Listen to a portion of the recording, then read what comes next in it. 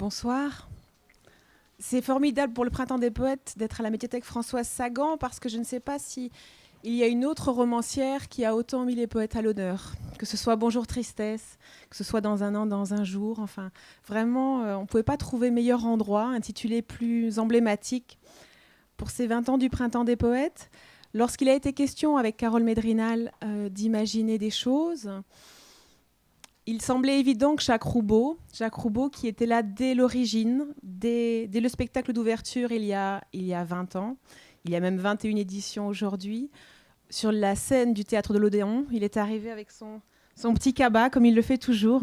Les spectateurs s'en souviennent encore parce que c'était quand même très singulier à l'Odéon, pour dire son baobab. Donc on a eu très envie de Jacques Roubaud. En même temps, ça n'est pas rien de dire oui pour Jacques Roubaud.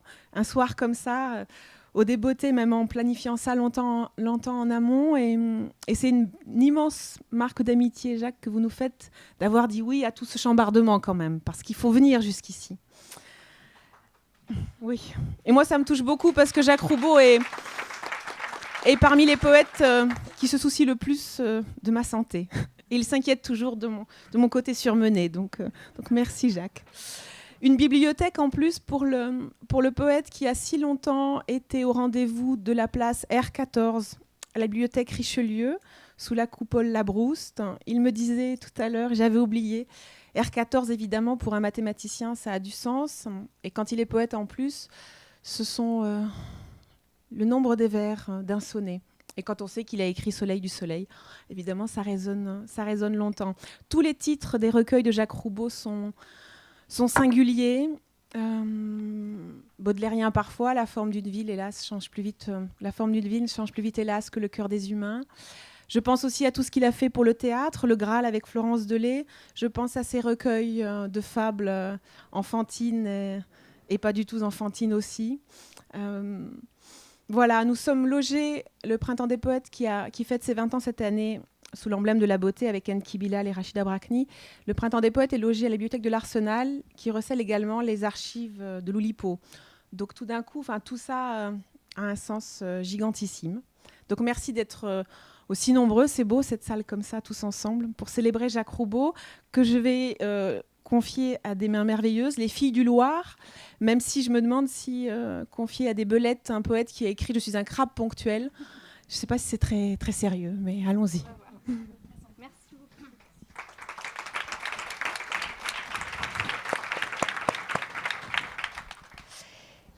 Bonjour à toutes et à tous. Les Filles du Loir, en effet, c'est une association de lectrices et de lecteurs qui existe depuis une quinzaine d'années. Et on anime des rencontres avec des artistes, des romanciers, des poètes, en librairie et puis dans un certain nombre de médiathèques de la ville de Paris. Ce soir, nous avons l'immense joie de recevoir Jacques Roubaud pour sa bibliothèque idéale. La commande est assez simple. Soumettez-nous une dizaine d'œuvres qui ont marqué votre imaginaire, votre écriture, votre œuvre. Jacques, pour vous définir en quelques mots, je vais reprendre certaines expressions qu'on a vues. Vous êtes compositeur en poésie et retraité en mathématiques. Vous avez publié de la poésie, de la prose, du théâtre, des écrits de théorie littéraire. Vous avez publié une soixantaine de titres entre Appartenance, qui paraît chez Gallimard en 1967 grâce à Raymond Queneau, et puis votre dernier ouvrage, Peut-être ou La nuit de dimanche, brouillon de prose, votre autobiographie romanesque qui est parue au Seuil en 2018. Alors si on cherche un point commun à votre bibliothèque idéale, l'une des caractéristiques, c'est que quasiment toutes les œuvres sont épuisées, sont quasi introuvables. Il nous a fallu un temps, une énergie pour les trouver. On a même demandé de l'édition à la demande. Voilà. Donc ça a été déjà toute une aventure pour réunir les textes que vous nous avez soumis. Et vous nous emmenez en voyage à travers votre bibliothèque idéale dans le Japon de la première moitié du XXe siècle. Vous nous emmenez avec les derniers Indiens de Californie. Vous nous emmenez aux États-Unis, en France, dans la France médiévale de Christine de Pisan. Donc, pour toutes ces raisons-là, pour cette aventure littéraire que vous nous avez offerte, on vous remercie infiniment. La première question, c'est sur la musique qui est passée, que vous avez pu entendre lorsque vous êtes rentré. C'est Scarlatti. Scarlatti, interprété par Scott Ross en 1985, qui enregistre au château d'Assas les 555 sonates pour clavecin de Scarlatti. Alors, pourquoi ce choix et également le canular de la 556e sonate qu'il a écrite? J'ai eu la chance d'écouter Scott Ross au moment où il débutait comme claveciniste et jouait dans un petit endroit qui s'appelait la Vieille Grille, et joué avec mon ami Pierre Luçon. Et donc, j'ai été extrêmement frappé par la qualité de son interprétation. Et donc, voilà, toutes ces sonates de Scarlatti, je les ai encore dans l'oreille. J'avais pas de... Bon. En fait, il faut le mettre. On m'entend ? Oui, mais rapprochez peut-être le micro. D'accord. Si ça ne vous ennuie pas. Ça va ? Et Scott Ross écrit pour France Musique une 556e sonate de Scarlatti. Personne, tout le monde y voit que du feu. Oui, absolument. Est-ce que cette dimension aussi de canular, oui, dans le choix de Scott Ross, intervient ? Tout à fait. Au-dessus de nous, on a une photo, et une belle photo, faite par Man Ray, de votre idole. Et vous le dites à plusieurs reprises dans Peut-être ou La nuit de dimanche, Gertrude Stein et Alice en classe, votre idole Gertrude Stein, dont vous dites avoir quasiment tout lu. Oula, beaucoup. Disons, j'en ai lu beaucoup. Est-ce que vous pouvez nous parler de votre lecture de Gertrude Stein ?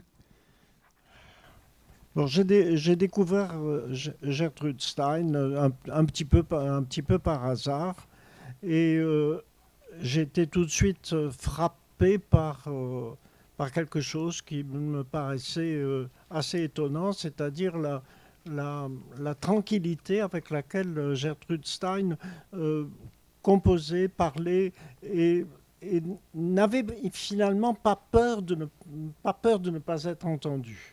Et donc, et en même temps, elle était extraordinairement originale et étrange.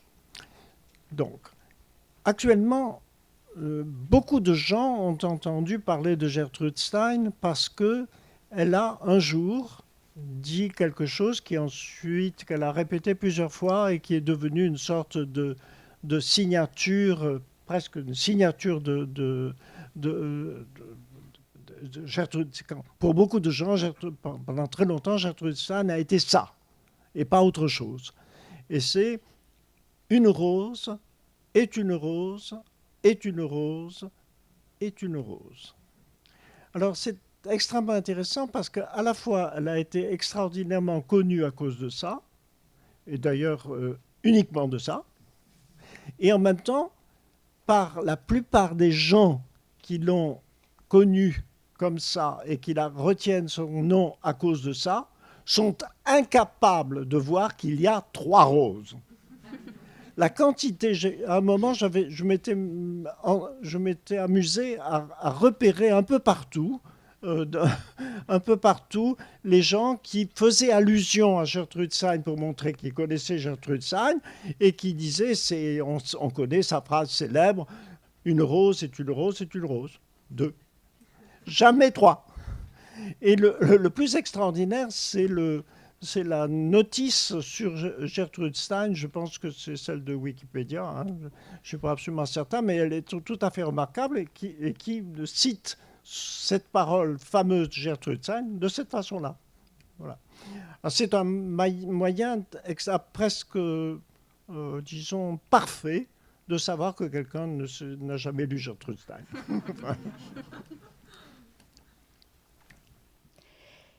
Premier livre que vous nous avez proposé. Les grands courants de la pensée mathématique, de François Le Lyonnais. Je présente en quelques mots. Je vous en prie. Il s'agit d'un recueil de 50 articles originaux, écrits par des personnalités aussi différentes que celles de Bourbaki, que Le Corbusier, Raymond Queneau, François Le Lyonnais, évidemment, qui récolte ces articles pour reconstruire sur les décombres de la Seconde Guerre mondiale un humanisme scientifique, pour interroger la mathématique au cœur de la science et au cœur de la société qu'il nous reste dans les années 1948. Alors, c'est un texte, ce sont des textes plus ou moins accessibles, même si l'effort est fait pour rendre le plus ouvert possible la mathématique au plus grand nombre. Pour commencer, je voudrais reprendre une citation de François Le Lyonnais dans son article, qui écrit « Parfois comparable à celle de la musique pure, de la grande peinture ou de la poésie, les émotions que la mathématique éveille sont le plus souvent d'une nature différente, qui ne peut guère se comprendre lorsqu'on n'en a pas ressenti en soi-même l'illumination. » Quelle a été votre illumination par la mathématique ? Ben, disons que le livre de François Le Lyonnais, c'est pour ça que j'ai donné cet exemple, est un de ces livres qui suscite une vocation. Il suscite une vocation parce qu'il donnait la parole à des mathématiciens et la façon dont il les avait interrogés faisait que ces mathématiciens, en répondant, donnaient quelque chose qui était une motivation qui n'était pas de l'ordre de la technique, mais de l'ordre de certains mystères que la mathématique permettait de pénétrer. Alors, en plus, pour moi, ce livre a été très important pour moi, précisément pour me lancer dans l'aventure mathématique, et en particulier ce qu'au moment où j'ai commencé, je n'en avais pas conscience, mais je m'en suis rendu compte après, parce que était publié là le premier article, et d'ailleurs ça a été le seul, je pense, article, où le fameux groupe de mathématiciens français qui a acquis une dimension mondiale et dont l'influence se fait encore sentir aujourd'hui, le groupe dit Bourbaki, ils avaient accepté de répondre à Raymond Queneau et de donner un peu les motivations de leur travail, qui était de redonner de la rigueur à une discipline, leur discipline, la mathématique, qui avait un peu perdu cela, perdu le sens de la rigueur. Alors, une autre raison pour laquelle j'ai choisi cet exemple-là, c'est que François Le Lyonnais n'est pas seulement l'auteur des grands courants de la pensée mathématique. En fait, il avait mis en rapport, il avait mis en chantier son travail en interrogeant des mathématiciens, et ça lui permettait de se déplacer un peu partout dans la France occupée. C'était pendant la Seconde Guerre mondiale, et il cachait là, il dissimulait par cette recherche un autre travail qu'il menait à la même époque, qui était le travail de résistant. Or, il se trouve que François Le Lyonnais a été arrêté par la Gestapo, et donc il n'a pu reprendre il a retrouvé son manuscrit ultérieurement, et il a été interné au camp de Dora, et à cette occasion écrit un texte extraordinaire qui s'appelle la peinture à Dora. Dora était un camp vraiment extrêmement dur où étaient préparées les fusées que les Allemands envoyaient, que les nazis, ce n'est pas les Allemands pour moi, c'est les nazis, que les nazis envoyaient sur l'Angleterre. Et pour survivre, avec quelques-uns de ses compagnons de déportation, François Le Lyonnais avait engagé un groupe de discussion dans lequel ils se souvenaient. Ils se souvenaient et en particulier, ils essayaient de reconstruire par la pensée des tableaux du Louvre. Alors c'est vraiment ce texte, la peinture Dora, qui a été édité plusieurs fois. Il existe une édition, elle, tout à fait disponible aujourd'hui, heureusement.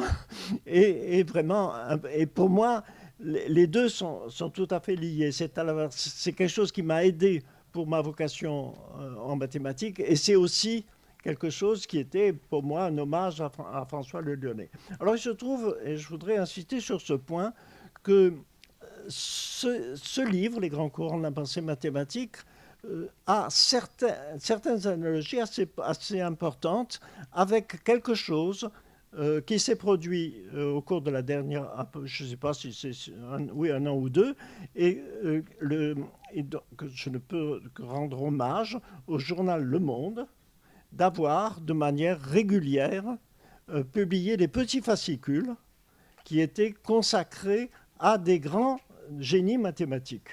C'était des fascicules qui, en principe, étaient prévus pour être lisibles par des non-techniciens. Ils ont réussi plus ou moins ça. Ça dépend entièrement de la façon dont c'était fait, mais c'est exactement la même démarche. C'est cette démarche extraordinaire qui permet de faire entrer dans la mathématique sans entrer dans la mathématique du point de vue technique. Voilà. Alors, on peut trouver facilement ces fascicules. Et je reprendrai une phrase de Raymond Queneau dans son article. Mais cette méthode est aussi un jeu, très exactement ce qu'on appelle un jeu d'esprit. Ainsi, la science entièrement, sous sa forme achevée, se présentera et comme technique et comme jeu, c'est-à-dire tout simplement comme se présente l'autre activité humaine, l'art. Vous qui écrivez que la mathématique est un art du langage, est-ce que vous pouvez nous évoquer ce lien entre l'art du langage mathématique et la poétique? Oula. Non, à vrai dire, j'ai disons une position un peu particulière par rapport à cette question, puisqu'il se trouve que je suis quelqu'un qui s'est occupé de poésie pendant toute ma vie et qui, pendant beaucoup d'années, s'est également occupé de mathématiques. Donc j'ai pratiqué en fait les deux activités.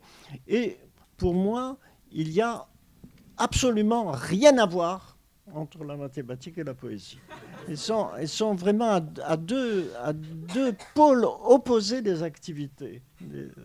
Disons que ce qui diffère, qui fait à mon sens vraiment la marque la plus nette de cet écart, c'est la chose suivante.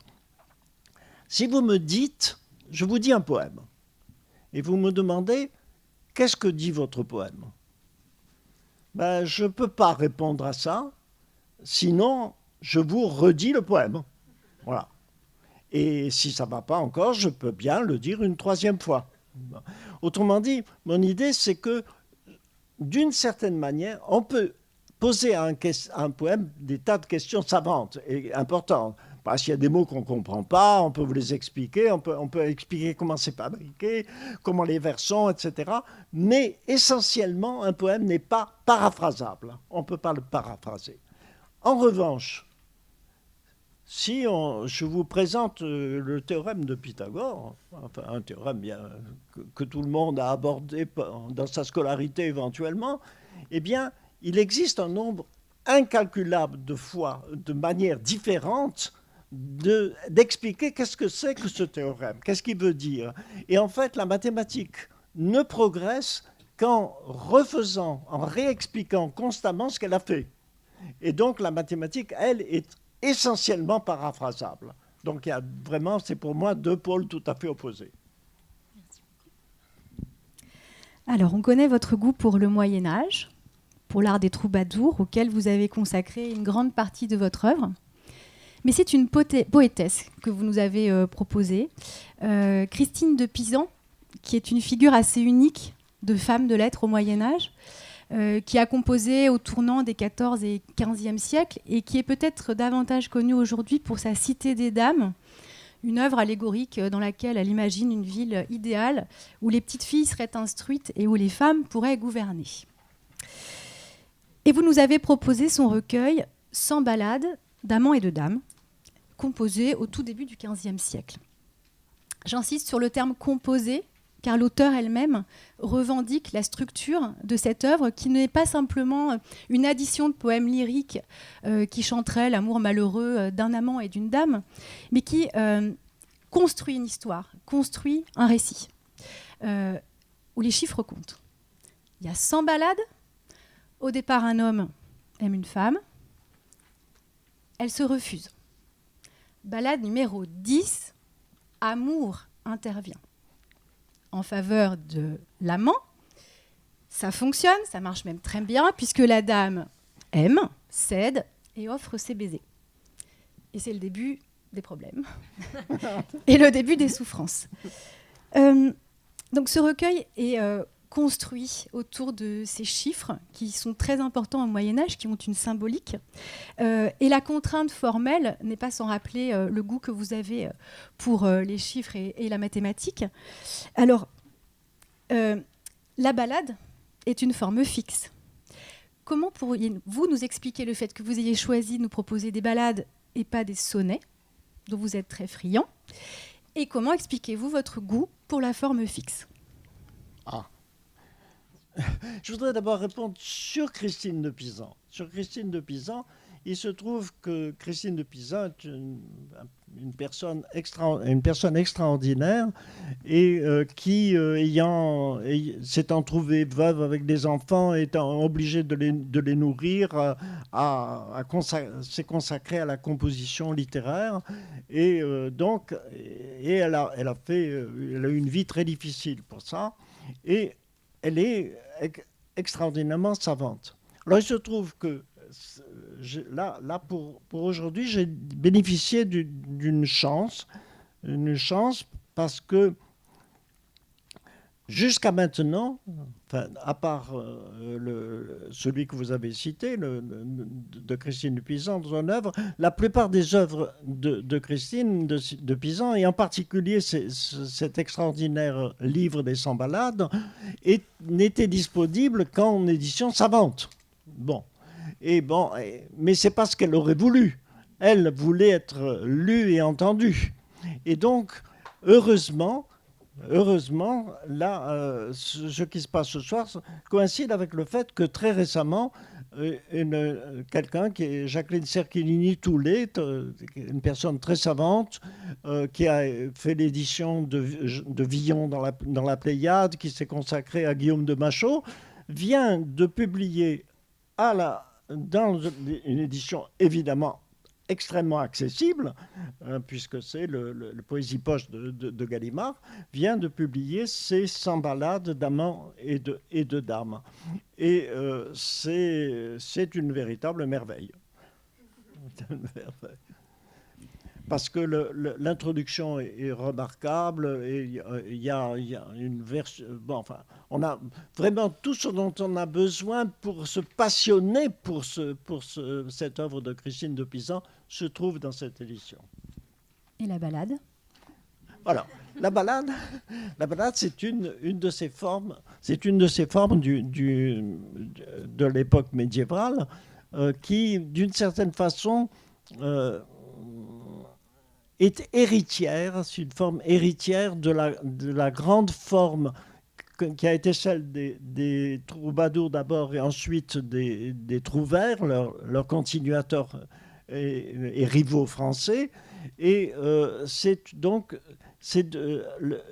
le temps passant, ces formes-là, ce que les troubadours appelaient la canzu, chanson, et les trouvères, chansons, mais enfin qui étaient poèmes avec en même temps poésie et musique, et c'est un peu cristallisé dans une forme beaucoup plus contrainte et d'une certaine façon plus simple, qui est celle de la ballade. Voilà. Merci. Alors, sur le Moyen-Âge... Si vous voulez, j'aurais pu choisir des sonnets comme exemple, mais c'est extrêmement difficile, dans le cas du sonnet, de donner des choses accessibles immédiatement et simples et compréhensibles. C'est une forme tellement énormément, qui a été tellement énormément développée depuis des siècles et qui continue à l'être aujourd'hui, que c'est très très difficile d'avoir simplement une introduction. En revanche, les 100 ballades de Christine de Pisan peuvent très bien introduire à cette forme-là. Merci. Le Moyen-Âge, chez vous, est un petit peu partout. C'est un monde qui semble vous intéresser. Dans l'autobiographie romanesque que vous proposez, vous essayez de définir la poésie, vous dites « commençons par le commencement ». Et c'est le Moyen-Âge et c'est les troubadours. Vous y avez consacré une partie de vos romans d'Hortense en vous appropriant la forme de la sextine. Vous jouez avec la figure du troubadour dans Graal Fiction, par exemple. Est-ce que vous pourriez nous expliquer d'où vous vient cette appétence pour le monde médiéval ? Bien, je suis de famille provençale, n'est-ce pas ? Mon père et ma mère venaient de cette région-là. Pour moi, j'ignorais totalement qu'il y avait eu autrefois la civilisation d'Oc. Je l'ignorais totalement. Et puis, j'avais simplement constaté que mon père, quand il était devenu très âgé et qu'il ne trouvait plus ses mots, quand il les cherchait très souvent, ce qui revenait, c'était des mots provençaux. Bon. Et puis, voilà que tout d'un coup, je me suis rendu compte qu'en fait, en Provence, il y avait eu, au Moyen-Âge, une tradition poétique très, très, très importante, très extraordinaire. Et je me suis donc plongé là-dedans. Et j'ai été assez enthousiasmé parce que j'y trouvais une manière d'aborder la composition de poésie qui et finalement était extrêmement proche de la manière moderne dont moi j'avais conçu la chose. Donc je me suis obligé j'ai été obligé de pénétrer dans cette langue et d'étudier donc les troubadours. Merci. Nous allons évoquer maintenant Robert Desnos et ses Chante-fables, un autre recueil que vous nous avez soumis. Ce recueil de poèmes est paru pour la première fois en 1944 dans la collection Pour les enfants sages de la librairie Grunt et il comporte 30 histoires de bêtes. Ces poèmes, qui peuvent être lus et chantés, ont été écrits pour déjouer la tristesse dans un contexte de guerre. Et la langue facétieuse et bravache sont celles que l'on trouve dans ces poèmes qui ont le goût de l'enfance. Robert Desnos l'avait pressenti, ce sont ces poèmes-là qu'on retiendra de lui. Dans votre autobiographie romancée, vous écrivez « On ne peut pas réduire un poème à sa forme externe. Tant qu'un poème n'entre pas dans une tête, il n'existe pas. » Peut-on dire qu'avec ces chante-fables, ces poèmes qu'une fois qu'on a lus, on retient par cœur et que les enfants apprennent encore aujourd'hui à l'école, peut-on dire que Robert Desnos a inventé une poésie qui entre dans les têtes ? Disons, je viens d'apprendre qu'apparemment les chante-fables de Robert Desnos ne sont plus disponibles, ce qui me paraît assez... Non, Comment? J'ai dû les commander et ce livre n'est plus édité. Bon. Pour moi, c'est triste, c'est extrêmement triste. Disons que c'est quelque chose qui, les chants de fables de Desnos m'ont beaucoup impressionné. Et bien entendu, toujours, l'origine de cette fascination est double. D'une part, à cause de la splendeur des poèmes, et d'autre part à cause du personnage de Robert Desnos. Robert Desnos qui est quelqu'un qui a été dans la résistance contre les nazis, qui a été déporté et qui est mort un peu de temps après avoir été libéré. Et donc, à un certain moment, je me suis mis à composer des poèmes, disons pour mes filles d'abord, pour mes neveux et nièces, puis comme ça, de temps en temps.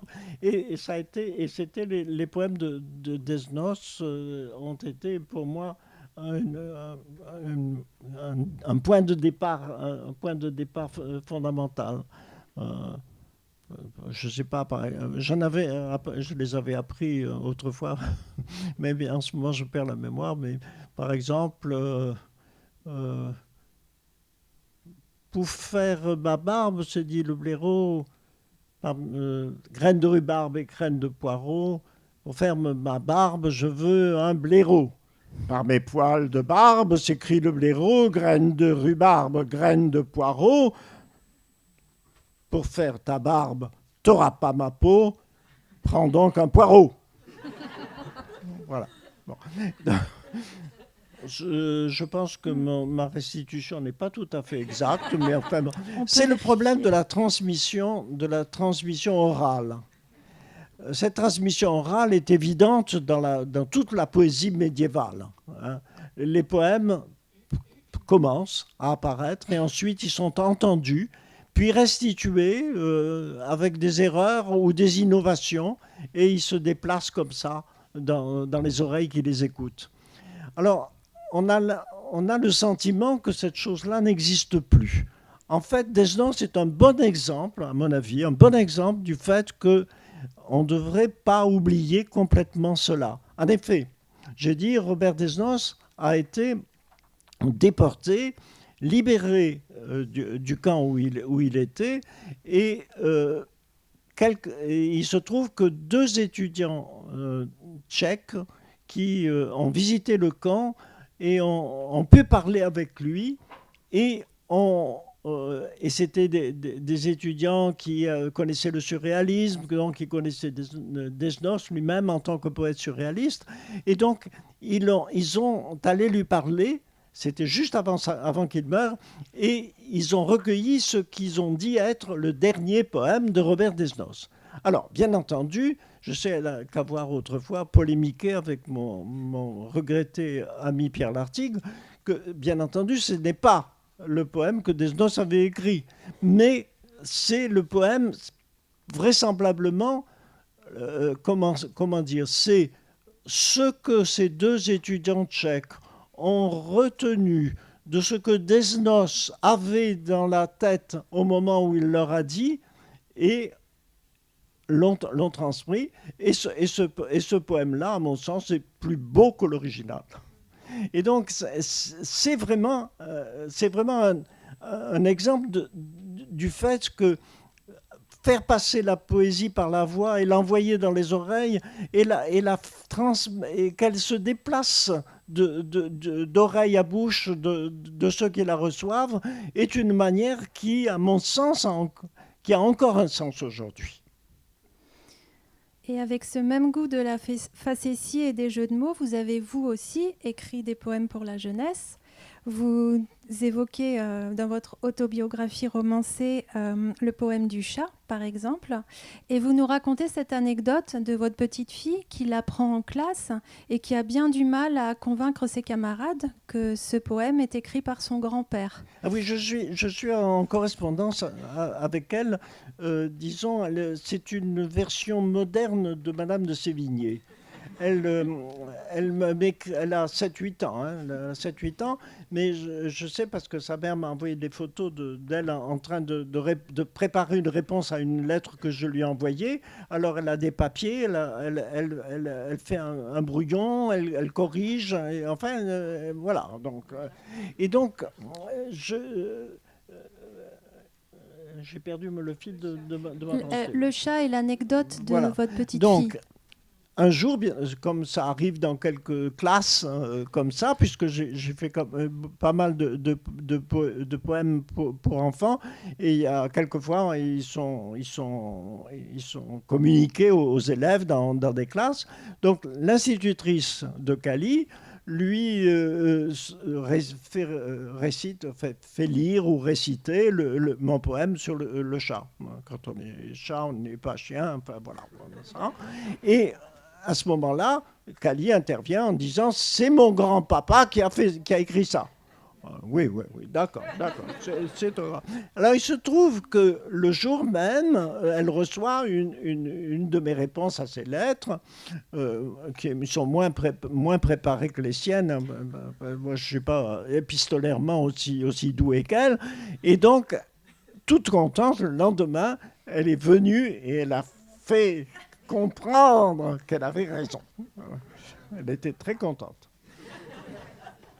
Est-ce que vous nous feriez le plaisir de lire, de dire un de vos poèmes écrits pour la jeunesse? Je vois que vous avez un recueil devant les yeux. C'est comme vous voulez, hein, c'est une proposition. Mais on aimerait tellement vous entendre.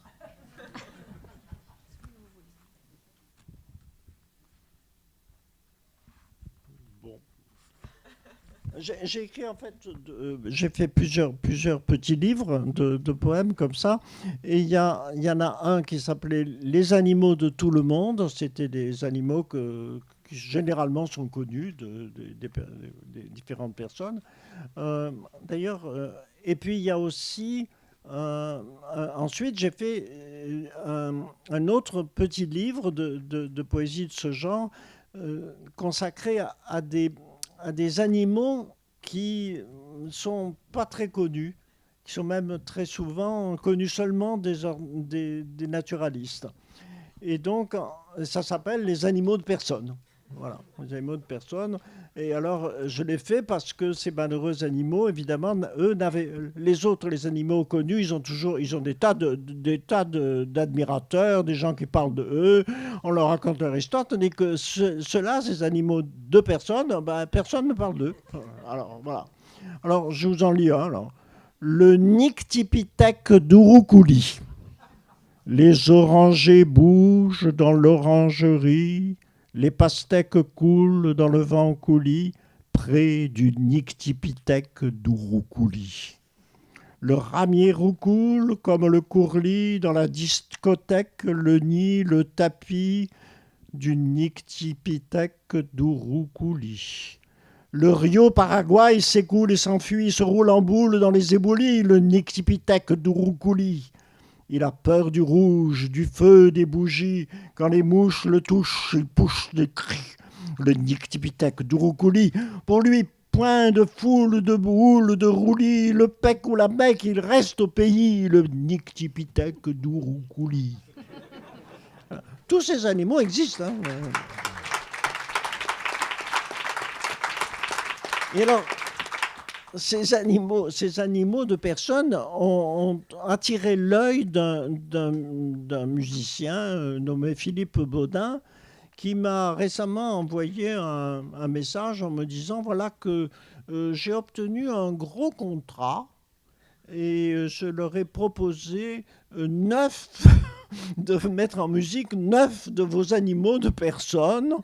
Et bien entendu, je vais faire la musique et je compte les faire chanter par des chanteurs finlandais. Ça paraît tout à fait naturel. Donc, nous sommes rencontrés, nous avons beaucoup sympathisé. Je trouvais ça très intéressant comme projet. Voilà. Et en particulier, il y a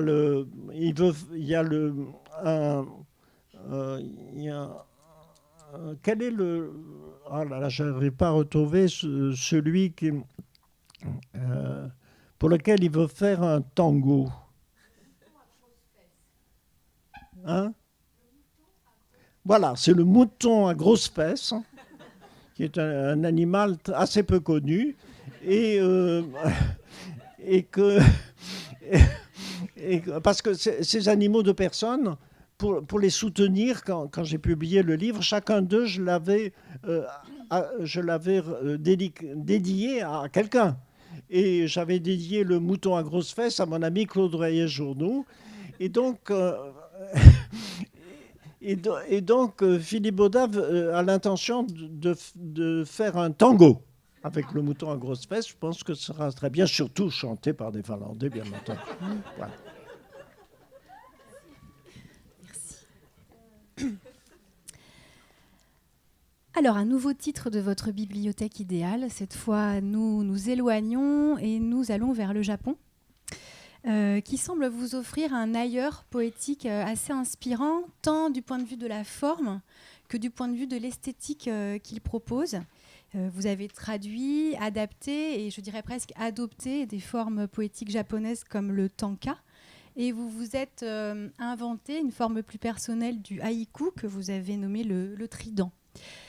Et pourtant, ce n'est pas un recueil de poèmes que vous nous avez confié, mais un recueil de nouvelles. Elles sont publiées par Kafu Nagai, qui a vécu au début du XXe siècle. C'est publié dans les années 1920. Le titre du recueil, à lui seul, nous dit cette esthétique du Japon pour le temps qui passe, les saisons, l'attention portée à la nature, interminablement la pluie.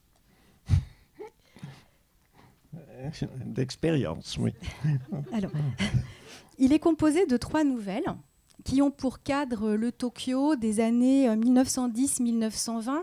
Donc c'est le Tokyo de l'ère Meiji qui s'ouvre au monde, qui se modernise, qui s'occidentalise aux grandes dames d'un des personnages qui est récurrent dans le recueil et qui est la figure d'un lettré. Et ce lettré regrette infiniment l'époque d'Edo, l'époque du Tokyo d'avant, l'époque du Japon d'avant, dans lequel le raffinement ne se perdait pas, dans lequel les lieux de plaisir étaient riches, où les geishas avaient du goût, parce que visiblement, elles le perdent en s'occidentalisant. Et donc, ce lettré va progressivement, et notamment dans la dernière nouvelle qui donne son titre au recueil, s'isoler, s'enfermer dans une bibliothèque et se réciter des poèmes.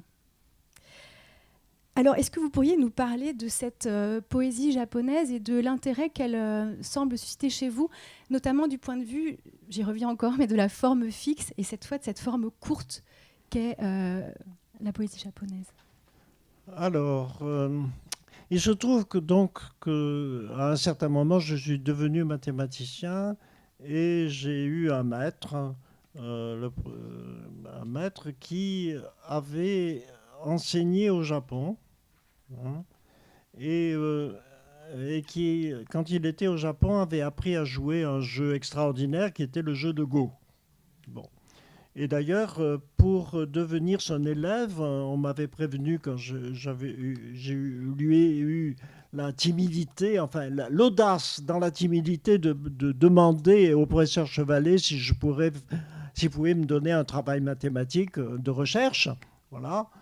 Et on m'a dit, attention, il va te donner rendez-vous, tu viendras, et sur le bureau, tu verras, il y a une partie de ce jeu bizarre, le jeu de Go. Bon. Si tu demandes ce que c'est, tu es fichu.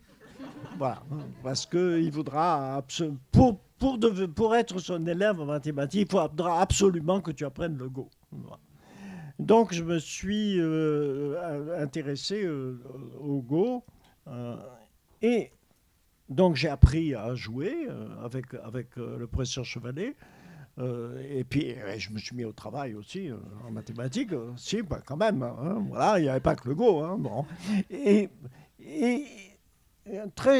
avec beaucoup de manière très sympathique, c'était un homme très généreux.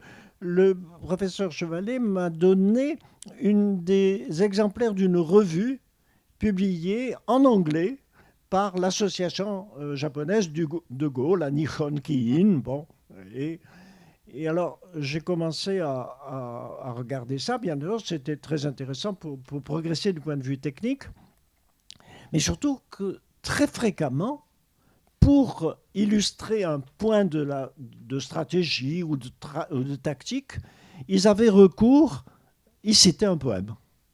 Et ils citaient un poème, généralement un poème de la poésie médiévale ancienne, médiévale japonaise. Alors évidemment, ça m'a quand même assez intéressé, et donc je me suis plongé dans la poésie médiévale japonaise ancienne. Alors, je ne l'ai pas traduit, je ne parle pas japonais. Hein. J'ai utilisé des traductions existantes dans les langues que je maîtrise. Et surtout, j'ai eu la précaution de demander vérification pour mes adaptations à deux professeurs de japonais, celui qui dirigeait à l'époque l'Institut des langues orientales, le professeur Siffer, et également un autre professeur qui était à la Sorbonne, le professeur Origas. Donc comme ça, j'étais sûr de ne pas faire de contresens sur le sens de cette poésie. Et donc, voilà, je me suis mis à faire un peu de poésie japonaise. Enfin, j'ai donc rassemblé comme ça des poèmes de poésie japonaise. Et puis, il y a eu un certain moment où j'ai fait une constatation étrange. Voilà. Un jour, j'ai été invité à faire un enseignement d'un semestre aux États-Unis. Et il se trouve que il y a un problème des universités françaises qui invitent les professeurs étrangers. C'est qu'à la différence des universités des États-Unis, quand ils invitent un étranger, ils lui trouvent un logement. Bon, pour trouver un logement pour un universitaire étranger à Paris, c'est pas facile. Les universités qui sont pas riches n'ont pas beaucoup, n'y arrivent pas. Donc, on faisait un échange. Donc voilà. Donc, on m'a envoyé un professeur japonais qui venait, lui, venir pour ce semestre. Il venait à Paris. Bon, alors je le reçois et on se met à discuter et je lui demande par politesse il était très content quand il a vu que mon appartement était extrêmement petit. Il avait très peur qu'on le lance dans un énorme appartement d'au moins 30 mètres carrés, chose horrible. Bon, il en avait très peur. Comme ça, il était content, hein, parce que voilà, il était content. Et donc, par politesse, j'ai demandé pourquoi il venait travailler à Paris. Il m'a dit qu'il voulait travailler sur Marro et Vito Cantuccian.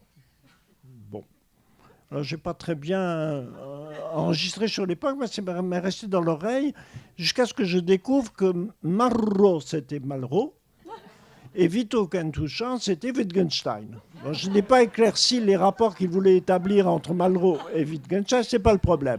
Le problème que j'ai vu apparaître quand j'ai repensé à cette histoire-là, c'est que en fait, Marro, c'est long. Malraux, ça fait que 2 syllabes, et Marro, ça en fait 3. Et Wittgenstein, c'est 3 syllabes, et Vito Cantuccian, c'est 5. Donc, en fait, on dit que le haïku, c'est court, mais c'est très long. Donc, j'ai décidé, de faire une forme poétique qui serait vraiment courte. Voilà. Alors, donc, j'ai inventé une forme que j'ai appelée le trident. Voilà. Voilà. Et j'ai écrit quelques milliers de tridents. Voilà. En fait, mon ambition était d'écrire 10 000 tridents, parce qu'il y a un poète japonais, Umeisha, un des grands maîtres du haïku, qui avait l'intention, je ne sais pas s'il l'a fait ou si c'était seulement son intention, ou si on a seulement conservé ça, il voulait en faire 10 000. Parce qu'un grand livre de la poésie japonaise ancienne, très noble, le Manyoshu, c'est un livre de 10 000 poèmes, 10 000 feuilles de poèmes. Et donc, Isha aurait fait ou aurait eu l'intention de faire 10 000 poèmes, mais en fait, on n'a conservé de lui que 6 000 et quelques. Bon, c'est pas beaucoup, Et moi j'aurais aimé en faire autant que Hicham, mais je ne suis pas arrivé. J'ai à peine dépassé les 4000. Bon. Merci. Alors, dans cette figure de l'homme de lettres qui s'isole et qui se récite des poèmes, on vous a un petit peu vu, dans la mesure où dans peut-être ou la nuit de dimanche, lorsque vous parlez de vous, vous dites, je cite, vous évoquez ces sonnets que vous connaissez par cœur et que vous recopiez dans un carnet, le carnet des sonnets, et vous dites, je me les murmure intérieurement, si seul à la maison, je les déclame. Et donc on vous imagine, seul chez vous, déclamant ces poèmes, à peu près de la même manière que le personnage qui est présent dans la dernière de ces nouvelles. Et dans la mesure où vous qualifiez votre autobiographie de romanesque, on pourrait aussi dire que les nouvelles de Kafou sont un petit peu autobiographiques. Il y met beaucoup de lui-même. Est-ce que vous vous reconnaissez dans cette figure du lettré retiré du monde, et est-ce que la poésie est une source de consolation ?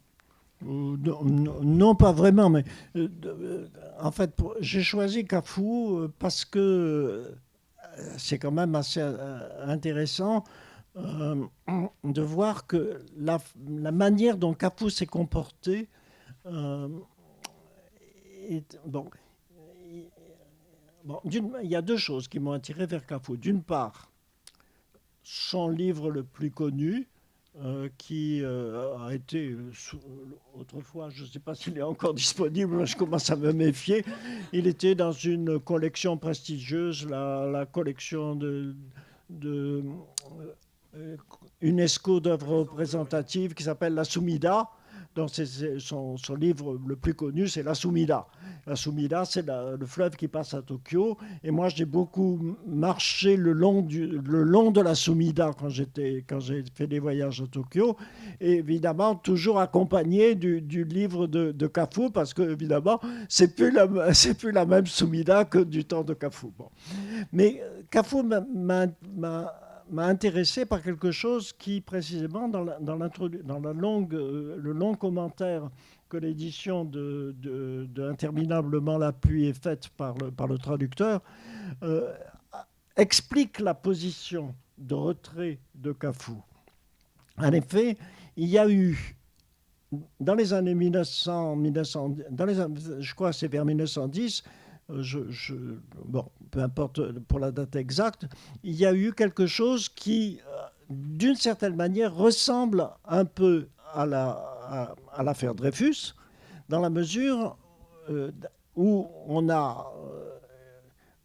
il y avait un mouvement socialiste qui s'était lancé au Japon, et ils ont été massacrés. Ils ont été massacrés et il n'y a eu aucune réaction des lettrés japonais.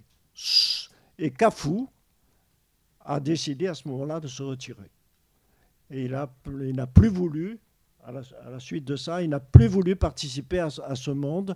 Et il est pratiquement, il faut bien le remarquer, les écrivains et intellectuels japonais n'ont pas été très brillants par rapport à tout ce qu'a fait l'impérialisme japonais, et Kafou a été absolument parfait. À la fin de la guerre, après les terribles moments que le Japon a vécu en 1945, il a écrit quelques nouvelles magnifiques sur, je me souviens d'une où il raconte le simple parcours de deux japonaises qui vont dans la campagne pour essayer de retrouver de la nourriture. Et c'est vraiment absolument magnifique. Et c'est donc cet intérêt pour Kafou, moi, je trouve une sorte d'analogie avec Robert Desnos, par exemple.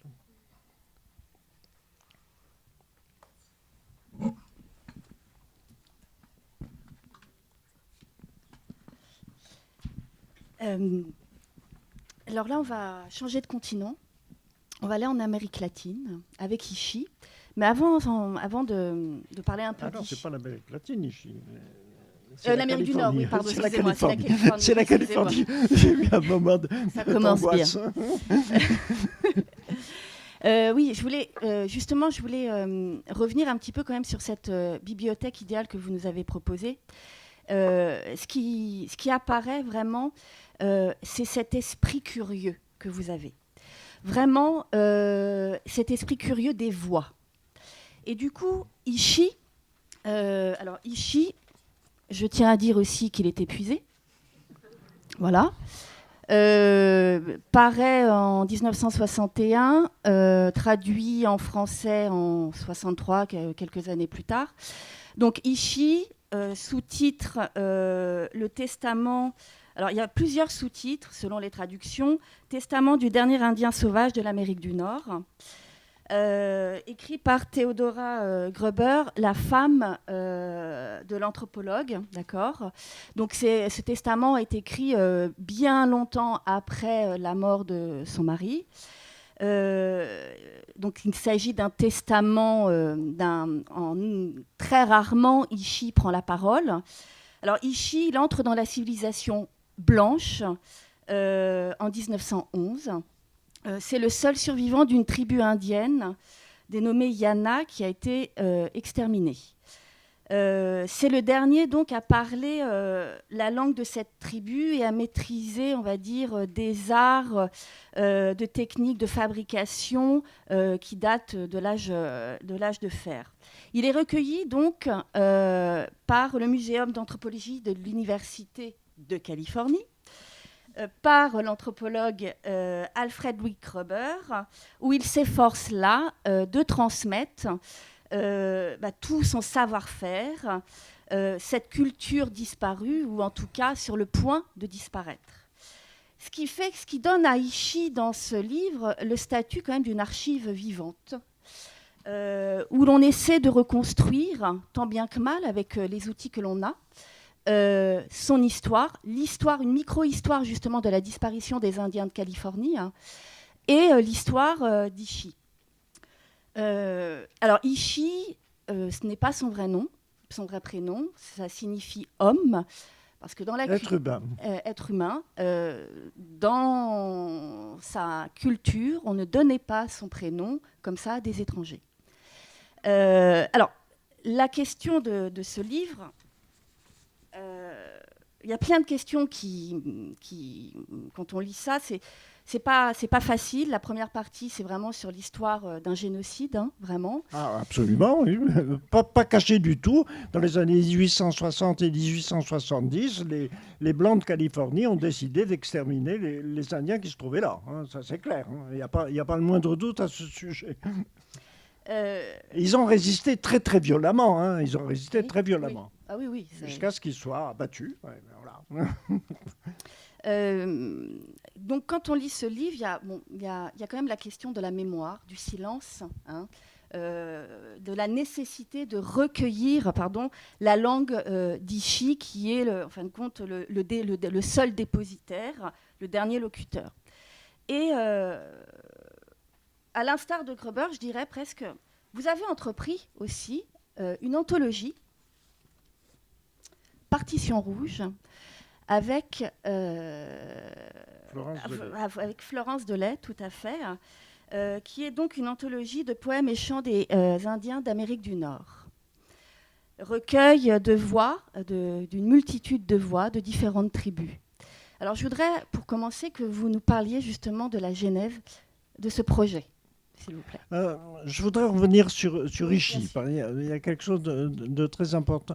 Très important, c'est que Ishii, donc, c'est le nom que Gruber, qui a réussi à communiquer avec lui, finissant par découvrir quelle langue il parlait parmi les différentes langues des Indiens de Californie du Sud.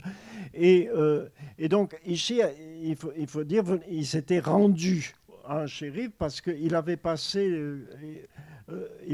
les 4 années tout seul. Sa femme et sa mère étant mortes, et il était tout seul. Et il a survécu tout seul pendant 4 ans, et puis il n'en pouvait plus, donc il est allé se rendre. Bon. Et donc, il a été sauvé par les Gruber, qui l'ont amené dans le musée, où il est devenu un spécialiste. Il leur expliquait comment on fait du feu. Il leur expliquait comment... Il a eu un statut. Ils lui ont donné un statut. Comment on fait des flèches, comment on fait du feu. Enfin, il était absolument formidable. Mais il n'a pas voulu leur dire son nom. Parce que son nom, on ne le dit pas. Et ça, on voit ça dans le monde entier. On voit cette idée-là, que si on possède le nom de quelqu'un, on a prise sur lui. Et donc, Ishii n'a jamais donné son nom. Et Kreber a eu l'idée de génie de l'appeler du nom dans sa langue qui désignait un être humain. Voilà. Et ça, bien entendu, ça m'a immédiatement fait penser à Primo Levi. Donc, le parenthèse est évident, la parenté est évidente. Alors, pour ce qui est des Indiens, évidemment, la lecture d'Ishii m'a assez bouleversé. Et Florence et moi, on s'est dit, il faudrait voir, parce qu'il y a une chose qui manque dans le livre de Theodora Kreber, qui est magnifique, hein, un très beau livre, qui est qu'elle dit à plusieurs reprises qu'il récitait des poèmes dans sa langue, mais elle ne les a pas notés. C'est vraiment dommage. C'est vraiment dommage. Et donc, on a entrepris, donc on a décidé de s'intéresser précisément à ces contes et poèmes et récits des Indiens des Indiens encore de la fin du XIXe siècle. Et on a eu la chance de découvrir que il y a quelqu'un nommé Francis Densmore s'était emparé des premiers enregistrements, des premières manières d'enregistrer la musique et les paroles. Donc, et elle est allée parcourir les différentes tribus, ce qui restait des différentes tribus indiennes, et enregistrer leurs histoires, leurs poèmes, leurs histoires. Et c'est un phénomène, c'est un ouvrage tout à fait extraordinaire qui a été republié donc par le Smithsonian Institute dans les années 1960, et nous étions procurés l'ensemble de ces volumes de Francis Densmore. Et c'est à partir de ça que nous avons construit cette petite construction de poésie et récits des Indiens, notamment le grand chant des Navarros. Voilà. Enfin, des choses absolument superbes.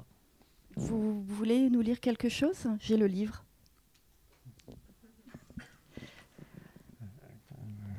Qu'est-ce que je pourrais...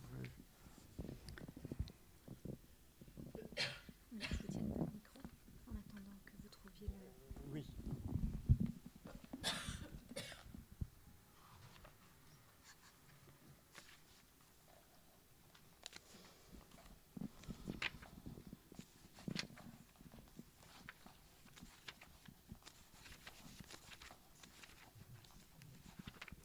Pendant que vous cherchez, je vais expliquer brièvement le livre Partition rouge. Donc, c'est un ouvrage qui est composé de 4 parties: naissance au pluriel, nom au pluriel, métamorphose pluriel et médecine aussi pluriel. 4 étant un chiffre clé cosmologique dans la culture indienne. Et dans chacune de ces parties, en fin de compte, il va y avoir des chants, des récits issus des diverses tribus. Bon, alors je reviens un peu en arrière parce que j'avais oublié qu'en fait, une des choses qui nous a lancé dans cette entreprise, je ne l'avais pas bien expliqué précédemment, c'est que nous avons un poète des États-Unis nommé Jerome Rothenberg, ayant passé un an dans un peuple indien, le peuple des Sénécas, étant venu à Paris, a fait une présentation et une performance de poésie dans l'appartement de Florence. Et ça nous a énormément impressionné, par exemple, parce que y avait quelque chose comme... c'est très simple d'ailleurs, les paroles étaient assez simples. What I need is a good 5-cent cigar. Et oh, et oh, et oh, et oh, et il tapait sur une calebasse. Bon, ça a beaucoup impressionné toutes les populations qui ont écouté, dans les quelques 15-20 personnes qui sont venues écouter dans l'appartement de Florence. Et donc, on s'est dit, bon, ça c'est vraiment curieux. Et donc, on s'est lancé dans la recherche de ces chants et poèmes, et c'est à cette occasion-là qu'on est tombé sur Francis Dinsmore, voilà, grâce à Jerome Rothenberg. Bon, ça, c'est peut-être épuisé aussi, mais je sais que le grand livre que Jerome Rothenberg a fait où il rassemblait tout ça, Shaking the Pumpkin, où il a été traduit par Yves Dimano et publié chez Flammarion. Je ne sais pas si c'est encore disponible. Peut-être. Vous avez parlé de performance. Vous me tendez la perche. Parce que là, vous avez effectivement... parce qu'il s'agit de partition. La question de la partition, ce n'est pas anodin sous votre plume. Vous venez régulièrement sous le terme de partition, d'ailleurs, qu'on peut filer la métaphore, puisque vous vous dites compositeur, d'accord. Est-ce que vous pouvez nous expliquer ce terme de partition, s'il vous plaît? Bon, parlons de poésie. Hein. Un poème, il se présente, comment il se présente? Il se présente très souvent sous forme d'un texte dans un livre. Hein. Bon, c'est une forme écrite. Mais on peut également l'entendre au cours d'une lecture. On peut aussi l'apprendre et l'entendre dans sa tête.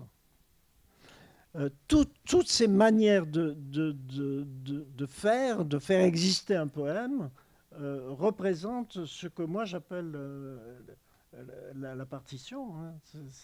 Il y a en fait des états nécessaires pour chaque poème. Et moi je pense que la plupart que tous ces états sont utiles pour la compréhension d'un poème.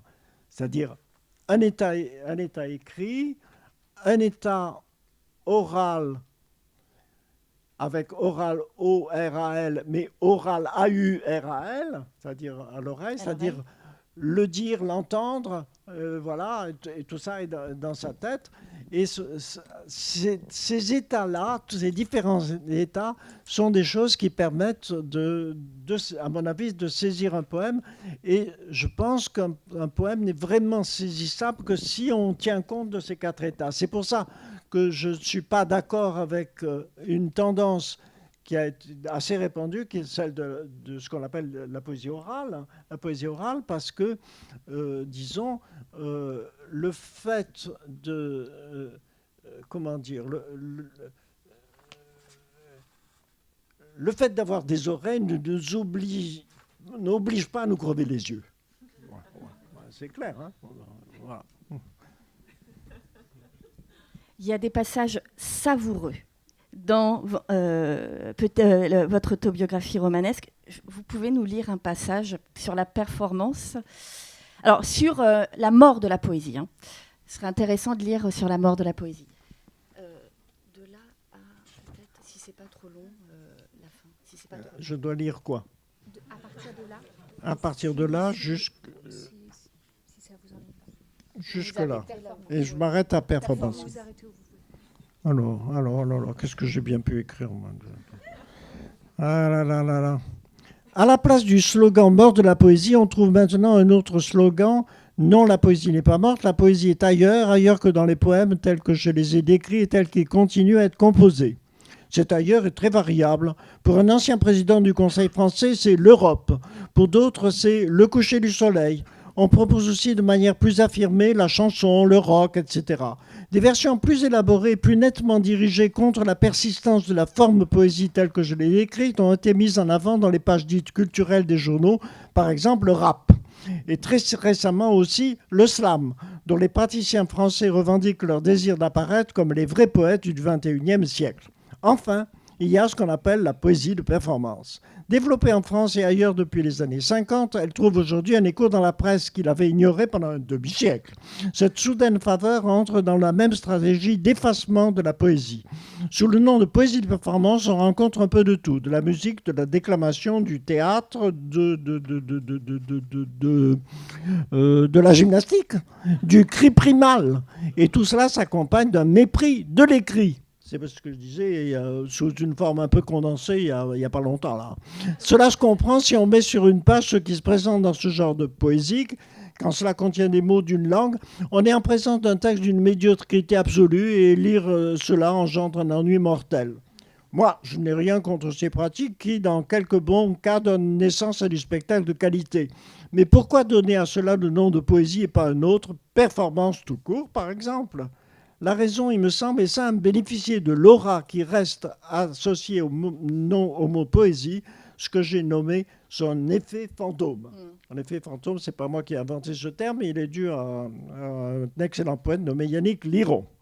Je ne suis pas poète, il est possible que ce que j'ai nommé poésie disparaisse, sauf chez quelques attardés, absorbés par la prose et remplacés par la performance. Bon, voilà. Merci.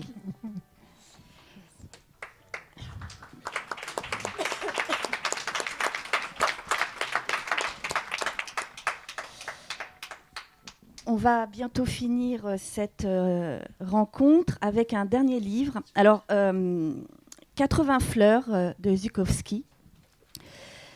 Alors, ce recueil, donc poète américain, propose ici, dans l'espace de ce livre, de présenter 80 fleurs qu'il a réellement vues à travers des voyages ou tout simplement dans son jardin, et sur lesquels il va greffer également des souvenirs, des lectures, donnant une consistance à la présence immédiate des choses vues, une épaisseur très particulière.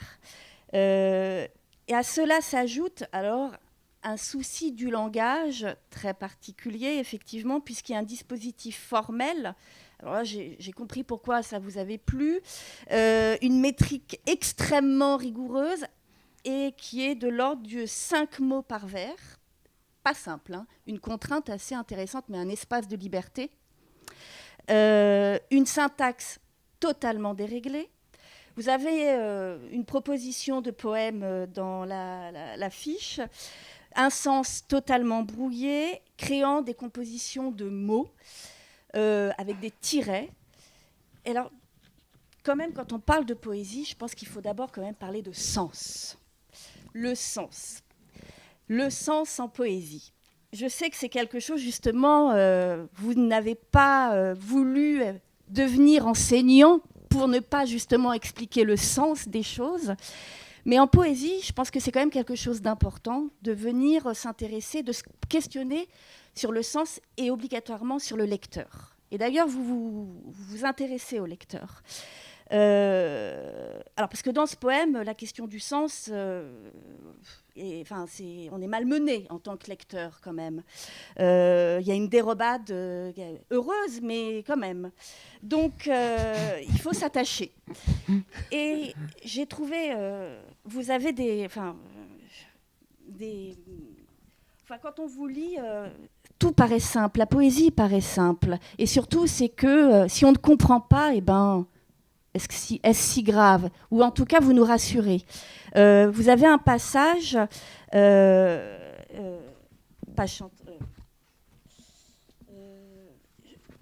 peux me permettre d'abuser ou pas? C'est pas abusé. Vous pouvez nous lire encore un passage de votre autobiographie romanesque, et après, on parlera du sens. Attendez, il faut que je retrouve juste.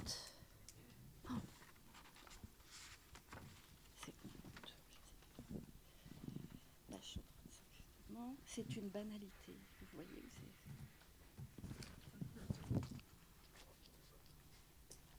Sur le lecteur. Alors, vas-y, je l'avais noté, c'est une banalité de dire qu'il y a toujours des différences dans la manière de recevoir et interpréter un énoncé quelconque de langue d'une tête à l'autre. Mais dans les manières de dire autres que la poésie, le sens doit être considéré comme public, idéalement transmissible. Ce qui n'est pas transmissible ne fait pas partie du sens. Dans le cas de la poésie, c'est exactement le contraire. Moi, je rajoute quelque chose, je me permets de rajouter quelque chose dans votre livre, et je dis, je serais tentée de rajouter à vos propos, nous voilà rassurés. Ce qui veut dire, et vous rajoutez entre parenthèses, ce qui ne veut pas dire que les poèmes ne contiennent pas un sens transmissible. S'il est là, il est là en plus. Alors, à partir de là, la question qu'on se pose, enfin qu'on peut se poser en tant que lecteur, enfin de poésie, déjà, est-ce que tout le monde, honnêtement, est-ce que tout le monde est en mesure, peut lire de la poésie? Oui. Peut-être un lecteur de poésie. Oui. Et quel est le lecteur idéal Il n'y a de pas. poésie? Je l'avais dit. Et dernière question, ce serait sur le choix de votre... Comment? Oui, vous pouvez peut-être parler de ce recueil. Alors, c'est pas le texte de Zhukovsky, hein. Ça, c'est le texte remarquablement traduit par Abigail Alors, Lang. la traduction est, pour le coup, récente, elle date de 2018. Oui, bien Voilà. sûr. Le problème, non, elle date d'un peu plus que ça. Le problème, c'est que le grand poète des États-Unis, Louis Zhukovsky, a eu le malheur d'avoir un fils qui ne voulait pas qu'on lise l'œuvre de son père, en fait. Parce qu'il faisait des difficultés invraisemblables et Abigail Lang a dû attendre très longtemps avant de pouvoir publier ça. Donc, Belle de nuit. Nyctagina, c'est voyant l'heure, une herbe amère, corps aux roses, miroir des temps, averse soleil, mouron, mauvaise herbe et funkia, feuilles, plantain, hôtesses aux fleurs, unique clochette, compagne, chacune s'appelle nom. Anna, Alice, gala, escalier, attique, soirée, jour intemporel, soleil, belle de nuit. Bon.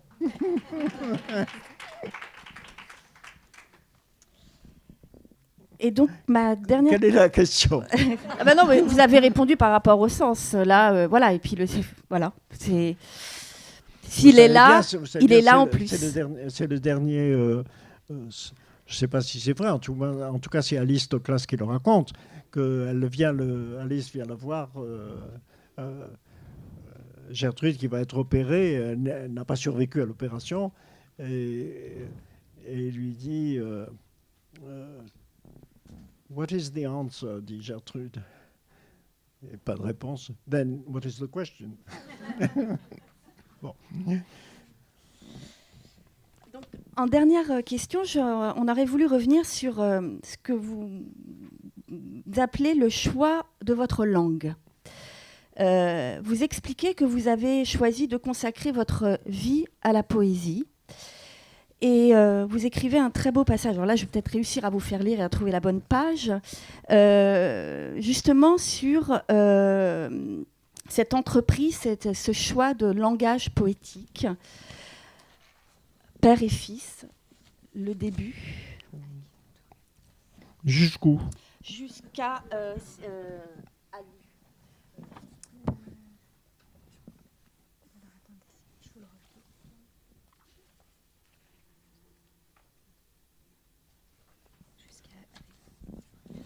Bon.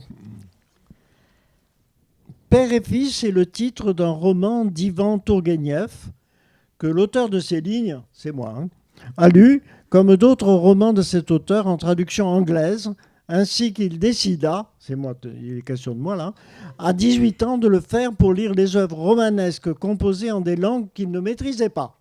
Lire en traduction anglaise, ou pas suffisamment. Pourquoi? À cet âge, il renouvela de manière réfléchie un engagement implicite depuis l'enfance, consacrer sa vie à la poésie en devenant un poète reconnu si possible comme tel.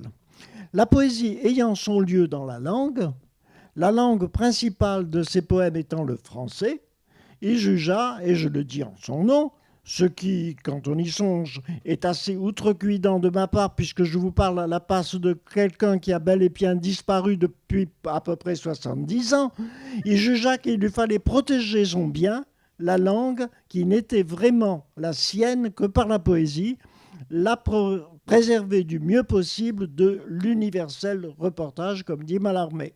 La langue de ses lectures de prose romanesque serait l'anglais. Il ne poussa pas cependant les conséquences de sa prise de position jusqu'à l'extrême. Par exemple, lire Flaubert en traduction britannique, ou de Marcel Proust, ses Remembrance of Things Past.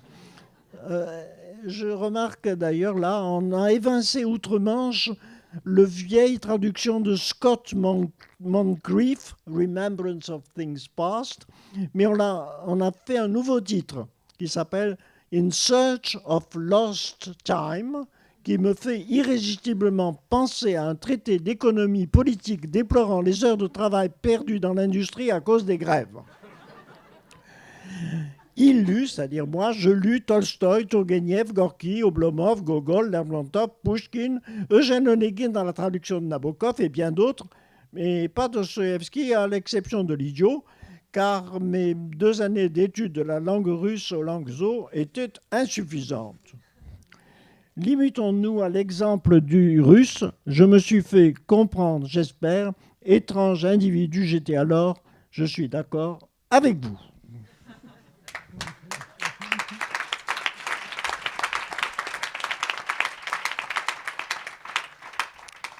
Donc pour finir, est-ce que vous pourriez nous définir peut-être votre langue poétique, ce lieu poétique?